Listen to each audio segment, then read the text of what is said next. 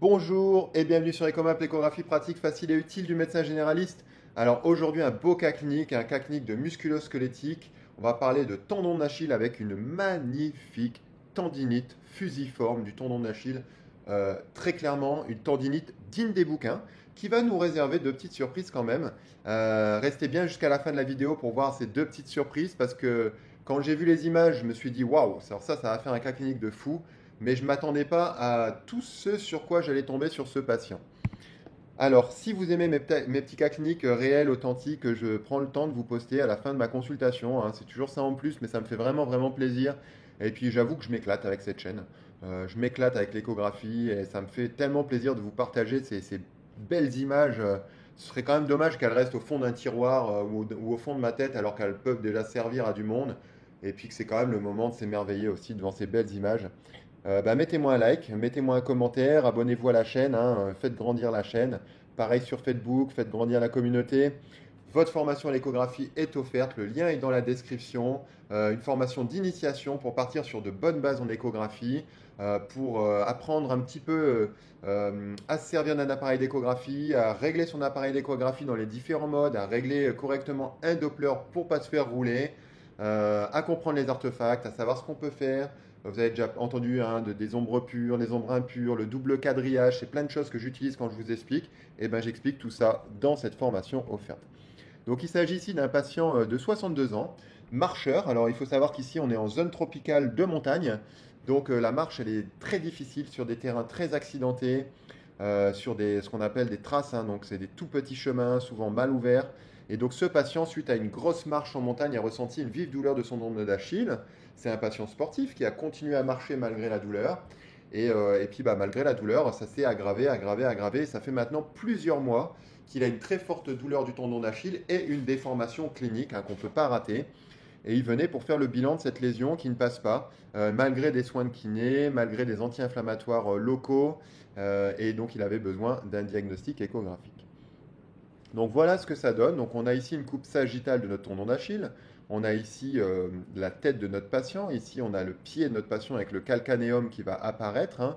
Notre patient est couché sur le ventre et vous allez scanner avec une sonde linéaire en haute fréquence, vraiment dans l'axe du tendon d'Achille. Vous allez le scanner. Alors déjà à l'image, on voit, hein, là c'est un dynamique, on voit tout de suite plusieurs choses. Euh, un tendon qui est fusiforme, hein, qui n'est plus linéaire. Donc il s'agit d'une tendinite fusiforme. Il s'agit d'un des premiers signes cardinaux de la tendinite. Donc magnifique ici donc, sur ces images. Remarquez ici l'aspect pavimenteux de la graisse qui entoure le tendon, on le verra sur d'autres coupes, qui est en fait un œdème inflammatoire de proximité par rapport à notre tendon. Place à la vidéo. Donc on va descendre progressivement. Vous voyez cet aspect très épaissi localement du tendon, de cette tendinite fusiforme typique, hein. Vous voyez, on va descendre, descendre, descendre. Très typique, très très très typique. C'est pas si fréquent que ça d'en avoir des aussi importants. On arrive ici jusqu'à notre calcanéum avec l'insertion distale de notre tendon d'Achille, insertion qui n'est pas calcifiée puisqu'il s'agit pas d'une tendinite chronique, hein. Il s'agit d'une tendinite qui va être réfractaire au traitement, mais qui n'est pas non plus d'une évolution sur plusieurs années. Je vous remets la vidéo pour que vous voyez bien cet aspect, vraiment, vraiment très intéressant. Ça vaut le coup de se le mettre dans l'œil, hein. Vous voyez l'épaississement important. Normalement, le calibre normal de notre tendon d'Achille, on le verra sur une coupe comparative, il est à peu près constant, hein. Il est à peu près de ce diamètre-là sur l'ensemble de notre tendon. Jusqu'à la jonction myotendineuse, il va garder le même calibre, hein. C'est absolument pas classique d'avoir un tendon qui s'épaissit comme ça de façon aussi importante, hein. Remarquez qu'on garde quand même nos fibres tendineuses, hein. On garde notre aspect fibrillaire. On a juste un tendon qui est épaissi avec une infiltration œdémateuse de la graisse péritendineuse. Le comparatif droite-gauche. Bon, je pense que ça se passe de commentaires, hein. Vous voyez l'épaisseur très importante de notre tendon qui reste normalement échogène, un normo-échogène par rapport au contralatéral. Remarquez ici l'infiltration tout autour du tendon. Il ne s'agit pas d'une ténosynovite, puisque je vous rappelle que le tendon d'Achille n'a pas de membrane, n'a pas de gaine synoviale. Donc on n'aura pas de ténosynovite avec un épanchement dans la gaine du tendon, puisque logiquement il n'a pas de gaine. Vous allez observer plutôt un œdème péritendineux de la graisse Et cet œdème va donner cet aspect pavimenteux avec des dépôts liquidiens autour du tendon qui, je me répète, ne sont pas dans une gaine. Petite surprise, en scannant le patient, c'est pour ça qu'il faut bien prendre son temps, on va tomber quand même sur une zone fortement hypoéchogène avec perte de l'aspect fibrileux. On voit que nos fibrilles en fait s'arrêtent globalement ici. Ça pourrait être une zone de rupture, ça pourrait. On peut se poser la question. Alors ça va être très difficile. J'ai moi-même pas tout à fait réussi à trancher devant ce cas clinique parce qu'on n'a pas la réponse à tout et puis l'échographie, ben, c'est pas toujours si facile. Mais on remarque quand même qu'on a une zone très suspecte. Alors c'est un patient qui a ressenti une vive douleur pendant la marche. Cette douleur a persisté plusieurs mois, donc on est quand même à plusieurs mois de la lésion initiale. Si on fait cette fois-ci un double quadrillage, on remarque ici en sagittal notre zone hypo ou anéchogène sans vrai renforcement postérieur, ce qui moi, me donne un peu dans l'idée qu'on n'est pas sur un hématome, on n'est pas sur une rupture. On voit ici une zone effectivement hypoéchogène très marquée en périphérie du tendon. Ce sont les zones spécifiques de rupture du tendon d'Achille. Alors mon hypothèse, puisqu'on regarde quand même, on voit quand même à l'intérieur, on remarque quand même encore une structure fibrillaire. Mon hypothèse, c'est qu'il y a eu une rupture aiguë, brutale, initiale, qui maintenant, à plusieurs mois du traumatisme initial, est en cours de cicatrisation qui est incomplète, ce qui explique qu'on voit toujours une zone avec perte de l'aspect fibrillaire, mais avec une reconstruction fibrillaire qui est en cours.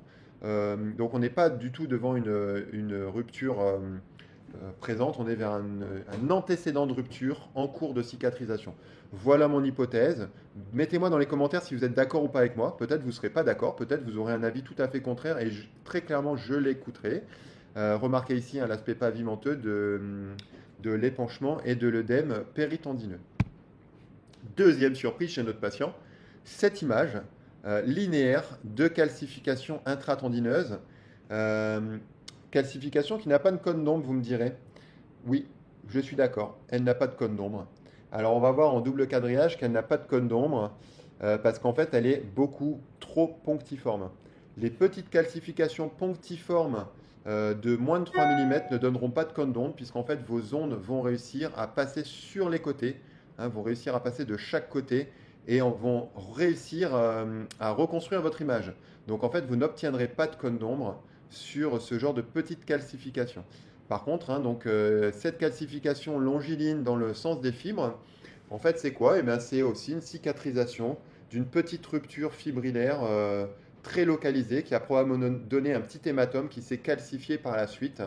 Donc, deuxième zone vraisemblablement de rupture. Chez ce patient qui est quand même passé pas loin de la rupture totale du tendon d'Achille. Donc je pense qu'on peut se dire qu'il a de la chance. Remarquez ici d'ailleurs cette zone, probablement de rupture cicatrisée cette fois-ci, mais remaniée. Remarquez un petit peu le remaniement assez important, cette fois-ci dans le sens transversal. Donc j'espère que ce cas clinique vous a plu, qu'il vous a apporté des choses. N'hésitez pas à me dire dans les commentaires si vous avez des points à ajouter, si vous avez des avis contraires sur mon hypothèse diagnostique pour ce patient. Dans tous les cas, on va continuer à surveiller le patient, on va lui refaire une échographie d'ici quelques mois, il va devoir continuer les soins, il va devoir diminuer un petit peu l'effort sur la marche parce que c'est un patient qui ne se repose pas, qui continue à aller marcher en montagne et qui est donc à risque d'une rupture totale du tendon d'Achille. Mettez-moi un like, abonnez-vous à la chaîne, le commentaire comme je vous ai demandé et puis comme d'hab sur Facebook, un like, faites grandir la chaîne et puis je vous dis à très bientôt dans cette formation offerte à l'échographie. Le lien est dans la description. Bye bye, à bientôt sur Ecomap.